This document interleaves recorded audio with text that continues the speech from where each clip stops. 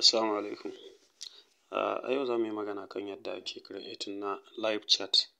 Live chat shine envelope ɗin nan da ake chatting da waɗanda administrators ko kuma moderators na website. Mafi yawan website musamman manyan website za ka ga especially na business websites za ka ga suna da wannan customer care ɗin wanda za ka iya magana da su don complain ko kuma neman wani kana buƙatar wani abu a maka solving problem through live chat kenan. To kai ma za ka iya sanya shi a website ɗinka. Idan kana buƙata sai ka shiga browser naka. Idan ka shiga browser naka sai ka tafi sai ka searching na talk.to. Za ka gan shi shine paste search result sai ka sanya create free account wato kana so kai creating account ne. So idan kai clicking create free account zai yi loading sai tambaye ka enter name. This is the example of wannan envelope ɗin green ɗin nan da muke gani ita ce example na abin da muke so mu koyar. Kamar yanzu idan ka duba za ka iya chatting da su gashi. Za ka iya chatting da su, za ka sa sunanka, ka sa email ɗinka kai chatting da su. To haka kai ma za ka iya sanya shi a website naka. So a nan wajen creating account za ka yi creating account da let's say sunanka manhajar waya sunanka kenan.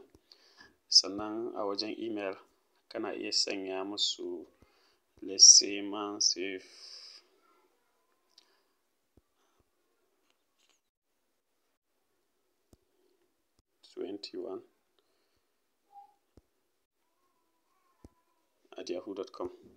So wannan shine email ɗinka. So password sai ka sanya password ɗinka.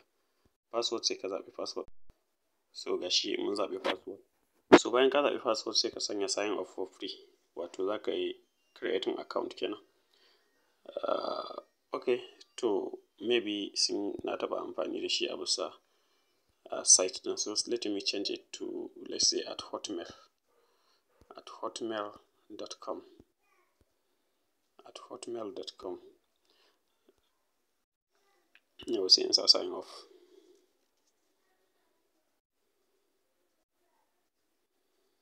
Successfully created profile redirecting to. So yanzu zai redirecting ɗina inda zan ƙara sanya informations akan website ɗin da zan yi amfani da shi. Let me not save it. So it's loading. Bayan ya gama loading zai maka tambayoyi. Tambayoyi ne duka ƙwara 4. A nan za ka ce suna tambayar ka wani yare kake so. So bari mu bashi English United States ne shi. Musa next. A nan kuma za ka sanya sunan website naka wanda za ka yi amfani da shi. So bari mu sanya blogging ko kuma blogger site. Sai kuma wannan ɗinmu bari mu sanya let's say hausa24.com. sai ka sanya cikakken URL naka .com. sai ka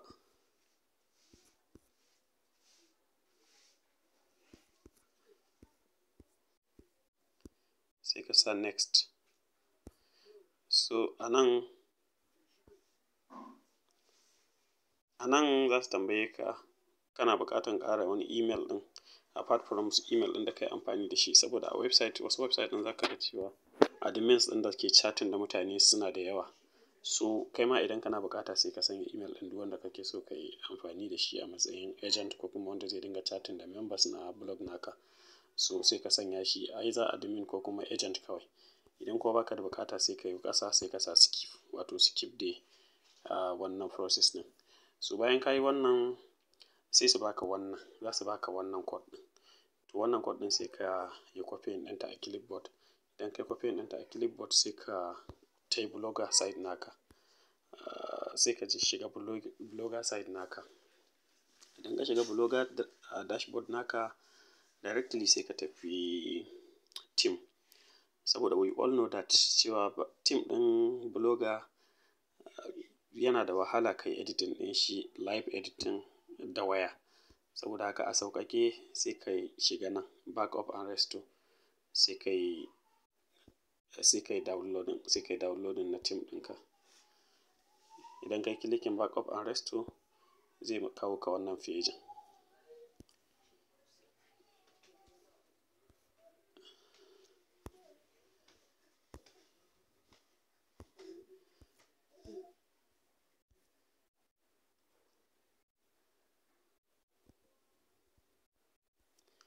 zai kawo ka wannan pejin, sai ka sa backup and restore. Idan ka sa backup and restore zai baka pop-up gashi. So idan ya nuna maka wannan pop-up ɗin sai ka yi downloading. Idan da waya kake amfani sai ka yi, da computer kake amfani sai ka sa edit HTML, baka da buƙatar sanya backup and restore. So yanzu sai mu yi downloading. Yanzu gashi mun yi downloading, ga ya ƙare da 2. Sai mu tafi mu shiga cikin quick edit. Idan muka shiga quick edit sai mu yi locating file ɗin da muka yi downloading yanzu. Idan muka yi locating ɗinsa zai yi loading. Idan ya yi loading, yawa. So yanzu we can locate the file, sai mu tafi open.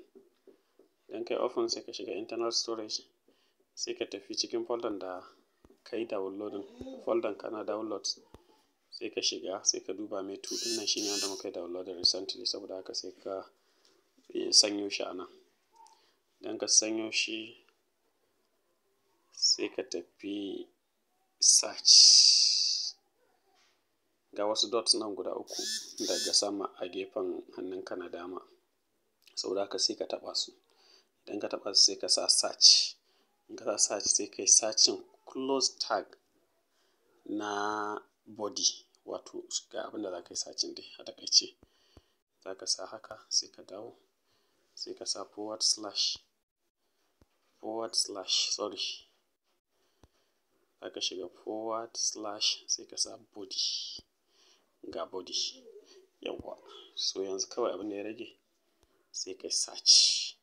Idan kai search ga body nan, dama can suka a ɗora ko kuma a sanya code ɗin anywhere above body, saboda haka yanzu ga saman body ɗin sai mu yi pasting ɗinta. Gashi mun yi pasting. Wannan shine code ɗinmu, ga body ɗinmu, ga code ɗin, ga farkon ta start of talk.to script, sannan kuma ga end of talk.to script. So yanzu sai mu sa save. Idan muka sa save, so yanzu mun yi saving successfully. Wannan ADS ne, sai mu cancel mu fece. Idan muka fece sai mu shiga sai mu koma blogger ɗin. Idan muka koma sai mu uploading wannan, za mu bi the same process yadda muka yi downloading ɗin shi, sai mu uploading ɗin shi yanzu a matsayin sabon theme namu. Let's wait for it to finish loading. Yawa gashi ya gama loading. Still dai yana cikin theme. Saboda haka sai mu taɓa backup and restore kamar yadda na faɗa baya cewa za mu maimaita a gidan jiya ne. Saboda haka yanzu za mu taɓa backup and restore.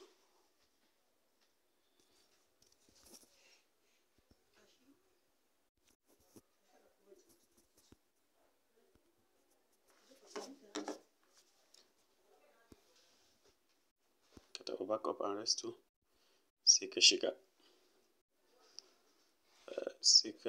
inda kai downloading ɗin shi. Idan ka shiga inda kai downloading sai ka yi skipping, ka ja ka nemo file ɗin. File ɗin shine wanda ya ƙare da 2 ɗin nan, kamar yadda muka faɗa. Shine wanda muka yi editing recently. Ga su sun zama guda 3. So shine wanda muka yi editing recently, saboda haka shine wannan.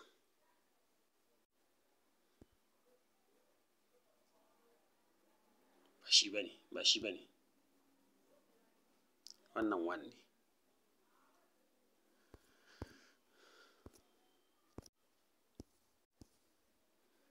Ga yana 42. So sai mu yawa gashi 2. Sai mu uploading.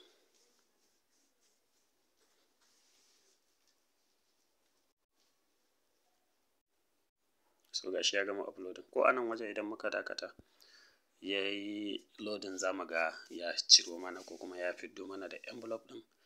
Amma dai still bari mu je website ɗin sai mu duba mu gani idan ya sanya mana ita. So ga ta fito. Amma duk da haka bari mu ziyarci site ɗinmu mu gani idan ya hau, koyonblogging.com.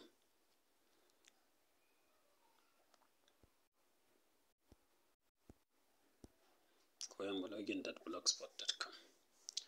So ga koyonblogging.blogspot ya ke buɗe.